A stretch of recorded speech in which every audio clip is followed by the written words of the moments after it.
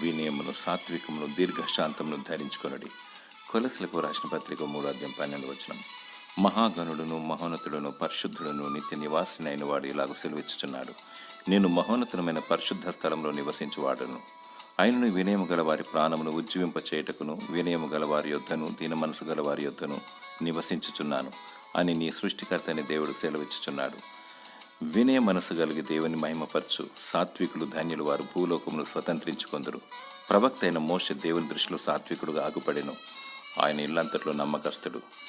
నీవు సాత్వికుడవై దేవుని మహిమపరచు. దీర్ఘశాంతము గలవాడు మహావివేకి, దీర్ఘశాంతము గలవాడు శ్రేష్ఠుడు. దీర్ఘశాంతము చేత న్యాయాధిపతులను ఒప్పించవచ్చును. దీర్ఘశాంతమును కలిగి వర్ధిల్లుము మరియు ఆత్మఫలము పొందుకొనుము. ఆత్మఫలమేమనగా ప్రేమ, సంతోషం, సమాధానము, దీర్ఘశాంతము, దయాళుత్వము, మంచితనము, విశ్వాసము, సాత్వికము మరియు ఆశా నిగ్రహము. దేవుడు నీకు ఆత్మఫలమును దయచేసి నిన్ను దీవించునుగాక.